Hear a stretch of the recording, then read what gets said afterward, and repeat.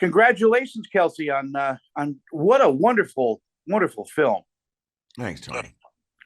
Again, it's such a delight to have something like this after the pandemic and everything else that gives people a little bit of hope, and it is an inclusionary film. Mm-hmm. I appreciate that. Yeah. The idea of living your faith has always been an inclusionary idea. It's like people have tended to sort of turn away from it lately because it's not popular, or a popular notion, at least in terms of oh gosh, winning elections or whatever the hell you want to talk about. It's a faith doesn't really enter into it, and a life lived with faith is just a better life. It's like people can pretend it's not. People can turn away from it if they want to, but when they do it, you find out it just doesn't work so well. So yeah, this movie hopefully is giving people a chance to think about the other option.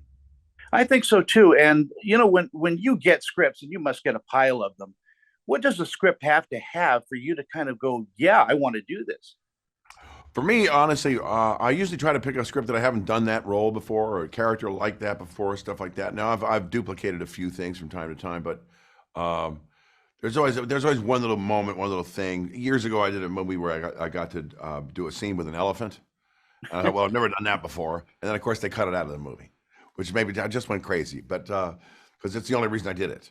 When I did Transformers, there was a scene where I thought this character that I was playing, who was sort of the bad guy, just lost his stuff and threw a guy out of the car. Well, they cut that out of the scene too, and I thought, well, that's the climax of the character's arc. So it happens all the time. That did not happen in this film. I'm proud to say.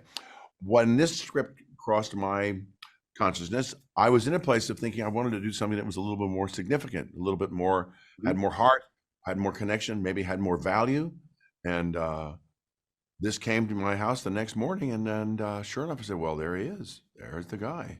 This is who I'm supposed to play next. And I did a little nod to the great father, if you want to call it that, and said, I'm willing to play this part. And I surrendered to it, and it's been a wonderful adventure.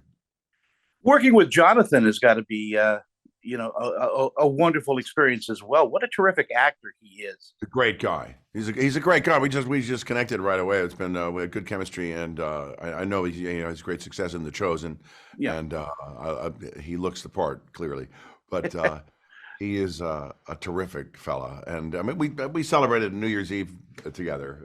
And he's just a joy, and at one point it just made me giggle. He's got a lovely girlfriend named Sheila, and he started to sing Dancing in the Dark, Bruce Springsteen, and I turned to her and said, wow, he sounds amazing. And she said, he was in a band.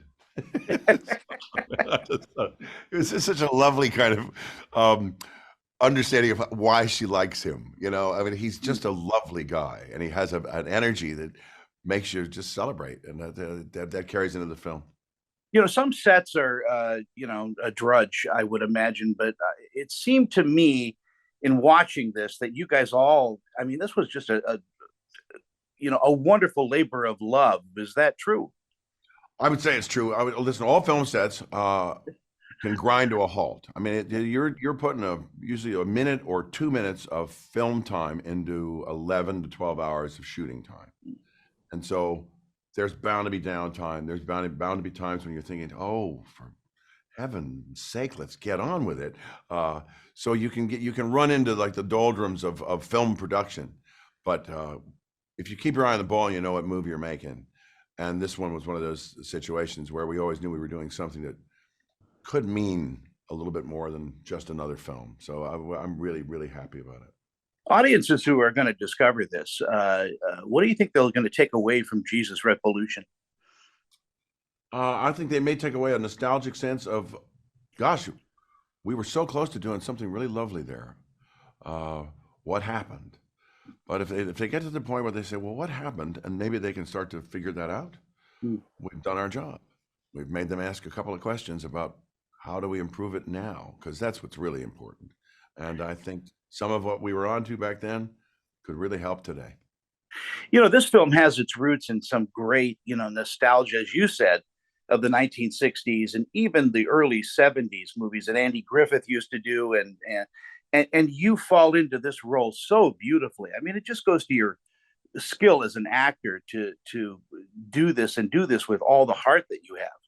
Thank you. Thanks. It was a privilege to play this part. It was a privilege to play Chuck Smith.